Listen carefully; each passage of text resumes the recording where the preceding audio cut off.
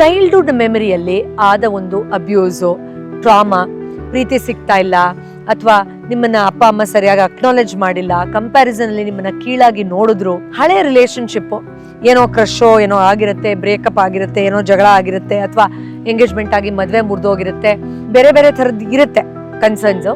But old relationships ಇಂದ ಹೊರಗಡೆ ಬಂದು ಆ ಮೆಮರಿ ಹೊಟ್ಟೋಗಿದ ತಕ್ಷಣ ಆ ಒಂದು ಇಂಬ್ಯಾಲೆನ್ಸ್ ಸಂಪೂರ್ಣವಾಗಿ ಹೊಟ್ಟೋಗಿರುತ್ತಾ, ಎಷ್ಟೋ ಜನಕ್ಕೆ ಹೋಗಿರಲ್ಲ. ಇನ್ನೊಬ್ರು ಇನ್ಸಲ್ಟ್ ಮಾಡೋದ್ರಲ್ಲಿ ಮಜಾ ತಗೊಳ್ಳೋದು ತುಂಬಾ ಕಾಮನ್ ಎಕ್ಸ್ಪೀರಿಯನ್ಸ್.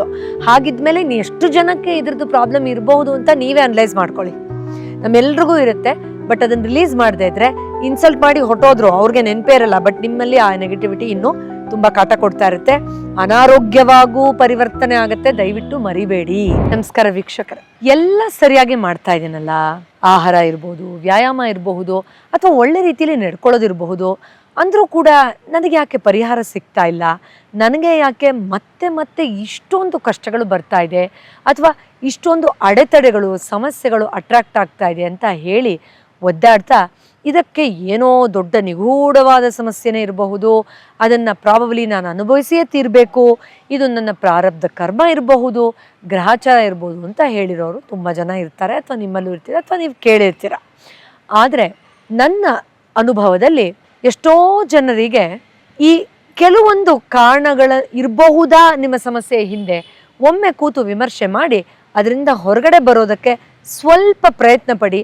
ಆಗ ನಿಮ್ಮ ಈಗಿನ ಆ ಒಂದು ದೊಡ್ಡ ಇಶ್ಯೂಗೆ ಅಥವಾ ಸಮಸ್ಯೆಗೆ ಅಥವಾ ಯಾವುದೋ ಒಂದು ಮಿಸ್ಟೀರಿಯಸ್ ಕನ್ಸರ್ನಿಗೆ ಪರಿಹಾರ ಸಿಗ್ಬೋದಾ ನೋಡೋಣ ಅಂತ ಹೇಳಿದಾಗ, ಇಷ್ಟು ವರ್ಷಗಳಲ್ಲಿ ನಾನು ಮತ್ತೆ ಮತ್ತೆ ಗಮನಿಸಿದ್ದೀನಿ, ಅಮೇಝಿಂಗ್ ಟ್ರಾನ್ಸ್ಫಾರ್ಮೇಷನ್ ಮತ್ತು ರಿಸಲ್ಟ್ ಸಿಕ್ಕಿದೆ. ನಾನು ಕೂಡ ವೈಯಕ್ತಿಕವಾಗಿ ನನ್ನ ಜೀವನದಲ್ಲೂ ಈ ಕೆಲವೊಂದು ಆಸ್ಪೆಕ್ಟ್ಸ್ಗಳನ್ನು ಕೋರ್ಲೇಟ್ ಮಾಡಿಕೊಂಡು ಅದರಲ್ಲಿರುವಂತಹ ಒಂದು ಬ್ಲಾಕೇಜ್ನ ರಿಲೀಸ್ ಮಾಡಿದಾಗ ಅಮೇಝಿಂಗ್ ಗ್ರೋತ್ ಆ್ಯಂಡ್ ಪ್ರೋಗ್ರೆಸ್, ಅಥವಾ ಯಾವುದಾದ್ರೂ ಒಂದು ಕನ್ಸರ್ನ್ ಇದ್ದರೆ ಅದರಿಂದ ಆವಾಗ ರೆಮಿಡಿ ಸಿಗೋದನ್ನು ಮತ್ತೆ ಮತ್ತೆ ಗಮನಿಸಿದ್ದೀನಿ. ಅದನ್ನು ಇವತ್ತು ನಿಮಗೂ ಕೂಡ ತಿಳಿಸ್ಕೊಡ್ತೀವಿ, ಬನ್ನಿ. ಮೊದಲನೇದಾಗಿ, ಸಾಕಷ್ಟು ಬಾರಿ ನಾನು ಇದನ್ನು ಹಂಚ್ಕೊಂಡಿದ್ದೀನಿ, ಚೈಲ್ಡ್ಹುಡ್ ಮೆಮರಿಯಲ್ಲಿ ಆದ ಒಂದು ಅಬ್ಯೂಸು, ಟ್ರಾಮಾ, ಪ್ರೀತಿ ಸಿಗ್ತಾ ಇಲ್ಲ ಅಥವಾ ನಿಮ್ಮನ್ನ ಅಪ್ಪ ಅಮ್ಮ ಸರಿಯಾಗಿ ಅಕ್ನಾಲೆಜ್ ಮಾಡಿಲ್ಲ, ಕಂಪ್ಯಾರಿಸನ್ ಅಲ್ಲಿ ನಿಮ್ಮನ್ನ ಕೀಳಾಗಿ ನೋಡಿದ್ರು. ಇಲ್ಲಿ ನಾವು ನಿಮ್ಮ ತಂದೆ ತಾಯಿನ ಕೆಟ್ಟವರು ಅಂತ ಟ್ಯಾಗ್ ಮಾಡ್ತಾ ಇಲ್ಲ, ಅವ್ರ ಜವಾಬ್ದಾರಿ ಸರಿಯಾಗಿ ಮಾಡಿಲ್ಲ ಅಂತ ದೂಷಿಸ್ತಾ ಇಲ್ಲ, ಅಥವಾ ಅವ್ರು ಹಾಗೆ ಯಾಕಿದ್ರು ಅಂತ ಬೆರಳು ತೋರಿಸ್ತಾ ಇಲ್ಲ. ಆ ಒಂದು ಪೇರೆಂಟಿಂಗ್ ಅಪ್ಸ್ ಅಂಡ್ ಡೌನ್ಸ್ ಅಥವಾ ಆ ಒಂದು ಫ್ಲಾಸ್ ಇಂದ, ತಪ್ಪುಗಳಿಂದ ನಿಮ್ಮ ಮೇಲೆ ಯಾವ ಥರ ದುಷ್ಪರಿಣಾಮ ಬೀರಿರಬಹುದು ಅದನ್ನು ನೀವು ಅನಲೈಸ್ ಮಾಡ್ಬೇಕ್ರಿ ಅಂತ ಹೇಳ್ತಾ ಇದ್ದೀವಿ ಅಷ್ಟೇ. ಸೊ ಯಾಕಂದರೆ ಕೆಲವ್ರಿಗೆ ಅದು ಹೇಳಿದ ತಕ್ಷಣ ಒಂಥರ ಏನೋ ಅವ್ರಿಗೆ ಈಗೋ ಹರ್ಟ್ ಆಗಿ ಒಫೆಂಡ್ ಆಗೋತಾರಲ್ಲ ಅನ್ಸ್ಬಿಟ್ಟು, ಅಯ್ಯೋ ಇಲ್ಲ ಅವ್ರ ಬಗ್ಗೆ ಅಂತೂ ಏನೂ ಹೇಳಬೇಡಿ ಅಂತೆಲ್ಲ ಅನ್ಕೊಂಡ್ಬಿಡ್ತಾರೆ. ಅಥವಾ ಅದು ತುಂಬ ಹಳೇದು, ಇವಾಗ ಹೇಗೆ ಇನ್ಫ್ಲುಯೆನ್ಸ್ ಆಗುತ್ತೆ ಅಂತ ಪಾಪ ತುಂಬ ದೊಡ್ಡ ಇಶ್ಯೂ ಅದೇ ಮೂಲ ಕಾರಣ ಆಗಿರೋದನ್ನ ಬಿಟ್ಬಿಡ್ತಾರೆ, which is very unfortunate. But this is where the key is for most of them. ಅಂದರೆ ಇವಾಗ ಆಗ್ತಾ ಇರೋ ಯಾವುದೋ ಒಂದು ಸೀರೀಸ್ ಆಫ್ ಪ್ರಾಬ್ಲಮ್ಗೋ, ಮತ್ತೆ ಮತ್ತೆ ಆಗ್ತಾ ಇರೋ ಮಾನಸಿಕ ಕಿರಿಕಿರಿಗೋ, ಅಥವಾ ಒಂಥರ ಏನೋ ಸರಿ ಹೋಗ್ತಾ ಇಲ್ಲ ಅನ್ನೋ ಥರ ಅದು ಏನು ಕನ್ಸರ್ನ್ ಬೇಕಾದ್ರೆ ಆಗಿರ್ಬೋದು. ಇಲ್ಲಿ ಒಂದೇನು ಅಂತಂದರೆ, as a drugless therapist let me tell you, ಈ ಥರ ಪ್ರಾಬ್ಲಮ್ ಆಗಿರೋರಿಗೆಲ್ಲ ಹೀಗೇ ಆಗುತ್ತೆ ಅಂತ ಹೇಳ್ತಾರಲ್ಲ, ಆ ಥರ ನಿಜವಾಗ್ಲೂ ವರ್ಕ್ ಆಗಲ್ಲ. ನಾನು ಸಾವಿರಾರು ಜನದಲ್ಲಿ ನೋಡಿದ್ದೀನಿ, ಸಾವಿರಾರು ಕೇಸಸ್ನಲ್ಲಿ ಈ ಥರದವ್ರಿಗೆ ಈ ಥರ ಎಲ್ಲ ಆಗಬಹುದು, ಈ ಥರನೂ ಆಗುತ್ತೆ ಅಂತ ನಾವು ಹೇಳ್ಬೋದು ಅಷ್ಟೇ. ತುಂಬ ಸ್ಪೆಸಿಫಿಕ್ ಆಗಿ ಹೇಳೋಕ್ಕಾಗಲ್ಲ, ಬಿಕಾಸ್ ಇವಾಗ ಚೈಲ್ಡ್ಹುಡ್ಡಲ್ಲಿ ಅಮ್ಮನ ಪ್ರೀತಿ ಸಿಕ್ಕಿಲ್ಲ ಅಂದವ್ರಿಗೆಲ್ಲ ಇದೇ ಥರ ಕಾಯಿಲೆ ಬರುತ್ತಾ? ಇಲ್ಲ, ಯಾವ ಥರ ಬೇಕಾದ್ರೂ ಅದು ತನ್ನನ್ನು ತಾನು ಎಕ್ಸ್ಪ್ರೆಸ್ ಮಾಡ್ಕೊಳ್ಬಹುದು. ಸೊ ಚೈಲ್ಡ್ಹುಡ್ಡಲ್ಲಿ ಆಗಿರೋ ಆ ಒಂದು ಇಂಬ್ಯಾಲೆನ್ಸಸ್ಸನ್ನು ಸೂಕ್ಷ್ಮವಾಗಿ ಗಮನಿಸಿ ಅದರದ್ದು ಲಿಸ್ಟ್ ಮಾಡಿ ತಾನೇ ಅದರಿಂದ ಹೊರಗಡೆ ಬರೋಕ್ಕೆ ಸಾಧ್ಯನಾ ಮೆಮರಿಯಿಂದ ನೋಡಿ, ಇಲ್ಲ ಅಂತಂದರೆ ಖಂಡಿತ ಸಹಾಯ ತಗೊಳ್ಳಿ. ಇದು ಒಂದಾಯಿತು. ಇನ್ನು ಎರಡನೇದು, ಹಳೆ ರಿಲೇಶನ್ಶಿಪ್ಪು ಏನೋ ಕ್ರಶೋ ಏನೋ ಆಗಿರುತ್ತೆ, ಬ್ರೇಕಪ್ ಆಗಿರುತ್ತೆ, ಏನೋ ಜಗಳ ಆಗಿರುತ್ತೆ, ಅಥವಾ ಎಂಗೇಜ್ಮೆಂಟ್ ಆಗಿ ಮದುವೆ ಮುರಿದೋಗಿರುತ್ತೆ. ಕೆಲವರು ತುಂಬ ಅಸಹ್ಯವಾಗಿ ತುಂಬ ಅದನ್ನು ಡರ್ಟಿ ಮಾಡ್ಕೊಂಡು ಹೊರಗಡೆ ಬರ್ತಾರೆ, ಕೆಲವರು ತುಂಬ ಏನೋ ಗ್ರೇಸ್ಫುಲ್ ಆಗಿ ರೆಸ್ಪೆಕ್ಟ್ಫುಲ್ ಆಗಿ ಹೊರಗಡೆ ಬರ್ತಾರೆ, ಕೆಲವ್ರಿಗೆ ಹೊರಗಡೆ ಬರೋಕ್ಕೆ ಆಗಿರಲ್ಲ ಎಷ್ಟೋ ವರ್ಷ, ಆಮೇಲೆ ಫೋರ್ಸ್ಫುಲಿ ಇನ್ನೊಂದು ಸಂಬಂಧಕ್ಕೆ ಇಳಿದಾಗ ಅದರಿಂದ ಹೊರಗಡೆ ಬರೋಕ್ಕೆ ಸಾಧ್ಯ ಆಗಿರುತ್ತೆ. ಈ ಥರ ಬೇರೆ ಬೇರೆ ಥರದ್ದು ಇರುತ್ತೆ ಕನ್ಸರ್ನ್ಸು. ಬಟ್ ಓಲ್ಡ್ ರಿಲೇಶನ್ಶಿಪ್ಸಿಂದ ಹೊರಗಡೆ ಬಂದು ಆ ಮೆಮರಿ ಹೊಟ್ಟೋಗಿದ ತಕ್ಷಣ ಆ ಒಂದು ಇಂಬ್ಯಾಲೆನ್ಸ್ ಸಂಪೂರ್ಣವಾಗಿ ಹೊಟ್ಟೋಗಿರುತ್ತಾ, ಎಷ್ಟೋ ಜನಕ್ಕೆ ಹೋಗಿರಲ್ಲ. ಇನ್ಫ್ಯಾಕ್ಟ್ ಕೆಲವರಂತೂ ಆ ಹಳೆಯ ರಿಲೇಶನ್ಶಿಪ್ನ ಎಕ್ಸ್ಪೆಕ್ಟೇಷನಲ್ಲಿ ಇವಾಗಿರೋ ರಿಲೇಶನ್ಶಿಪ್ಪು ಹಾಳು ಮಾಡ್ಕೊಳ್ತಾ ಇರ್ತಾರೆ ಅನ್ನೋದು ಒಂದಾದರೆ, ಇನ್ನೊಂದು ಹಲವಾರು ಬೇರೆ ಬೇರೆ ರೀತಿಯಲ್ಲಿ ಈ ಹಳೆಯ ರಿಲೇಷನ್ಶಿಪ್ಪಿನ ಅಬ್ಯೂಸು, ಆ ಒಂದು ಟ್ರಾಮಾ, ಆ ಮಿಸ್ಯೂಸ್ ಮಾಡ್ಕೊಂಡಂಥ ಮೆಮರೀಸು, ಆ ಇಮೋಷ್ನಲಿ ತುಂಬ ಇಂಟೆನ್ಸಾಗಿ ಏರುಪೇರಾದಂತಹ ಒಂದು ಸಮಸ್ಯೆ, ಇದೆಲ್ಲವೂ ತುಂಬ ರೀತಿಯಲ್ಲಿ ಅವ್ರ ಆಪರ್ಚುನಿಟೀಸು, ಅವ್ರ ಮನಸ್ಥಿತಿ, ಅವ್ರ ಮೆಂಟಲ್ ಹೆಲ್ತು, ಇಮೋಷ್ನಲ್ ವೆಲ್ಬೀಯಿಂಗ್ ಎಲ್ಲ ಇನ್ಫ್ಲುಯೆನ್ಸ್ ಮಾಡ್ತಿರುತ್ತೆ. ಅಂದರೆ ಅದನ್ನು ಅನಲೈಸ್ ಮಾಡೋದಿರಲಿ, ಅದು ಇದೆ ಅಂತ ಹೇಳಕ್ಕೆ ಹೋದ್ರೂ ನಂಗೆ ಅದ್ರ ಬಗ್ಗೆ ಹೇಳಬೇಡಿ, ಅಯ್ಯೋ ಆ ಹೆಸರೇ ನಂಗೆ ಬೇಡ ಅನ್ನೋ ಥರ ಮಾತಾಡ್ತಾ ಇರ್ತಾರೆ. It doesn't work like that. I am sorry. ನೀವೊಂದು ಸ್ವಲ್ಪ ನಿಮ್ಮ ಹಾರ್ಟನ್ನು ಓಪನ್ ಮಾಡ್ಕೊಳ್ಬೇಕಾಗತ್ತೆ to go back to that memory and embrace it. ನೀವು ಅದರಿಂದ ಏನು ಕಲ್ತ್ರಿ, ಅವ್ರು ನಿಮ್ಗೆ ಏನು ಕಲಿಸಿದ್ರು, ಅಥವಾ ನೀವು ಇದನ್ನು ಯಾವ ಥರ ತೊಗೊಳಕ್ಕೆ ಇಷ್ಟಪಡ್ತೀರಾ positively, so that it doesn't continue to influence you negatively. ಈ ಥರದ್ದೆಲ್ಲ ಖಂಡಿತ ನೋಡಬೇಕು. ಇನ್ನು ಮೂರನೇದು ತುಂಬ ಇಂಪಾರ್ಟೆಂಟ್ ಏನಪ್ಪ ಅಂತಂದರೆ, ಇದನ್ನಂತೂ ಕೆಲವರು ತುಂಬ ಗಟ್ಟಿಯಾಗಿ ತೊಗೊಂಡು ರಿಟೈರ್ಡ್ ಆಗಿರೋ ಏಜಲ್ಲೆಲ್ಲ ಬಂದು ಇದನ್ನೆಲ್ಲ ಹೇಳ್ಕೊಂಡು ತುಂಬ ಒಂಥರ ಡಿಸ್ಟರ್ಬ್ ಆಗಿ ಹೇಳ್ತಾರೆ. ಅದನ್ನು ಆಗಾಗೆ ಬಿಟ್ಟರೆ ಎಷ್ಟು ಚೆನ್ನಾಗಿರುತ್ತಲ್ವ ಅಂತ ನಾನು ತುಂಬ ಕಲ್ತಿದ್ದೀನಿ. ಆ ಥರದ್ದೆಲ್ಲ ಎಕ್ಸ್ಪೀರಿಯನ್ಸಸ್ ಸಾವಿರಾರು ಜನ ಹೇಳಿರೋದನ್ನು ಕೇಳಿ ನನ್ನ ಒಂದು ಹೀಲಿಂಗ್ ಎಕ್ಸ್ಪೀರಿಯನ್ಸಲ್ಲಿ ಇನ್ಸಲ್ಟ್ ಆಗಿರೋಂಥ ಎಕ್ಸ್ಪೀರಿಯೆನ್ಸು. ಅವ್ರು ಅವಮಾನ ಮಾಡಿಬಿಟ್ರು, ಇವರು ನಿಮ್ಮ ಹತ್ರ ಕಾರಿಲ್ಲ, ಏನು ಒಳ್ಳೆ ಬಟ್ಟೆ ಹಾಕ್ಕೊಂಬಂದಿಲ್ಲ, ಅಯ್ಯೋ ನಿನ್ನ ಶೂಸ್ ನೋಡು, ಓ ಈ ಥರ ಮನೇಲಿದ್ದೀರಾ, ಅಯ್ಯೋ ಈ ವೇರಿಯಾನ, ಹಾಗೆ ಹೀಗೆ ಅಂತೆಲ್ಲ ಹೇಳಿದಾಗ ಅದು ನ್ಯಾಚುರಲಿ ಅಲ್ಲ ತುಂಬ ಹರ್ಟ್ ಆಗಿಬಿಟ್ಟು ಆ ಒಂದು ಮೈಂಡ್ ಸೆಟ್ ಅವ್ರಿಗೆ, ಕೆಲವರು ಪಾಪ ಅಬಂಡೆನ್ಸ್ನ ಸಮೃದ್ಧತೆಯನ್ನು ನೋಡೋ ರೀತಿಯೇ ಬದಲಾಗೋದ್ರೆ, ಇನ್ನೊಬ್ಬರು ಏನೋ ರೇಸಲ್ಲಿ ಇದ್ದಾರೇನೋ ಯಾರನ್ನೋ ಮೆಚ್ಚಕ್ಕೆ ಅಂತ ವಿಪರೀತ ಆಂಗ್ಸೈಟಿ ಸ್ಟ್ರೆಸ್ಸಿನ ಟ್ರ್ಯಾಕನ್ನು ತಪ್ಪು ದಾರಿಯನ್ನು ಹಿಡಿದು ಬಿಡ್ತಾರೆ. ಇನ್ನೂ ಕೆಲವರು ಆ ಇನ್ಸಲ್ಟಿನ ಮೆಮರಿಯಿಂದ ಹೊರಗಡೆ ಬರೋಕ್ಕಾಗದೆ ಯಾರಿಗೋ ಏನೋ ಪ್ರೂವ್ ಮಾಡಬೇಕನ್ನೋ ಅನ್ನೋ ಥರ ನಾಟಕೀಯವಾದ ಜೀವನವನ್ನು ನಡೆಸೋಕೆ ಹೊರಟೋದ್ರೆ, ಇನ್ನೂ ಕೆಲವರು ಆ ಆ್ಯಂಗರ್ ಒಳಗಡೆ ಬಾಯ್ಲ್ ಆಗ್ತಾ ಅವ್ರ ದೇಹ, ಅವ್ರ ಮನಸ್ಸು, ಅವ್ರ ಮೈಂಡು, ಅವ್ರ ಬ್ರೈನ್ನೇ ತಿಂತಾ ಇರುತ್ತೆ, ಗೊತ್ತೇ ಆಗ್ತಾ ಇರಲ್ಲ. This is something that we all have to sit with.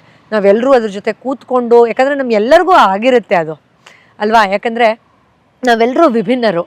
ನಾವು ವಿಭಿನ್ನರು ಅನ್ನೋ ವಿಶೇಷತೆ ನಮಗೆ ಪ್ರಕಟ ಆಗದೆ ಇದ್ದಾಗ ಇನ್ನೊಬ್ರು ಚೆನ್ನಾಗಿಲ್ಲ ಅಂತ ಹೇಳೋದೇ ನಮ್ದು ದೊಡ್ಡ ಕೆಲಸ ಆಗೋಗ್ಬಿಡುತ್ತೆ. ಸಮಾಜದಲ್ಲಿ ಆ ಥರದವರು ತುಂಬ ಜನ ಇದ್ದಾರೆ, 100ರಲ್ಲಿ 98 ಜನ ಇದ್ದಾರೆ. ನೀನು ಚೆನ್ನಾಗಿಲ್ಲ, ನಾನೇ ಚೆನ್ನಾಗಿರೋದು, ನೀನು ಶ್ರೇಷ್ಠ ಅಲ್ಲ, ನಾನೇ ಶ್ರೇಷ್ಠ ಅಂತ.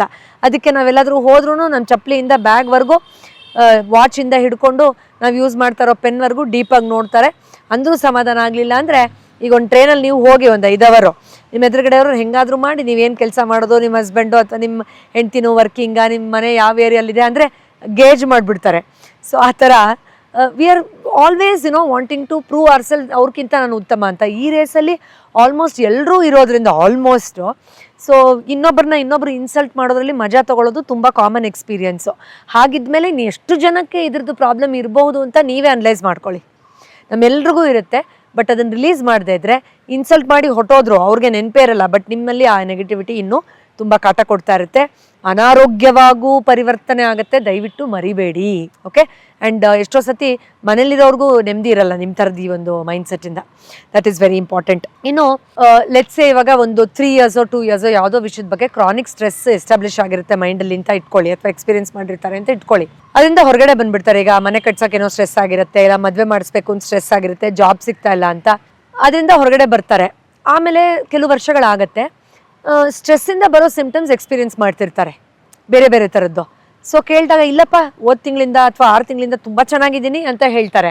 ಯಾಕಂದರೆ ಸಮಸ್ಯೆ ಹಿಂದೆ ನೆನ್ನೆನೋ ಮೊನ್ನೆನೋ ಬೆಳಗ್ಗೆನೋ ಅಥವಾ ತಿಂಡಿ ತಿಂದಿದ್ದೋ ಅಲ್ಲೇ ಇರಬೇಕು ಪ್ರಾಬ್ಲಮ್ಮು ಅಂತ ಅವ್ರಿಗನ್ಸುತ್ತೆ. ಆದರೆ ನಾವು ಅದನ್ನು ಮೆಮರಿಯಲ್ಲಿ ಮರೆತು ಅದರಿಂದ ಎಸ್ಕೇಪ್ ಆಗಿರ್ತೀವಿ ಹೊರತು, ನಮ್ಮ ಸಬ್ಕಾನ್ಷಿಯಸ್ ಲೇಯರಲ್ಲಿ ಲಾಂಗ್ ಟರ್ಮ್ ಮೆಮರಿ ಆಗಿ ಆ ಕ್ರಾನಿಕ್ ಸ್ಟ್ರೆಸ್ಫುಲ್ ಇವೆಂಟ್ದು ಮೆಮರೀಸು ಈಗಲೂ ಉಳ್ಕೊಂಡಿರುತ್ತೆ.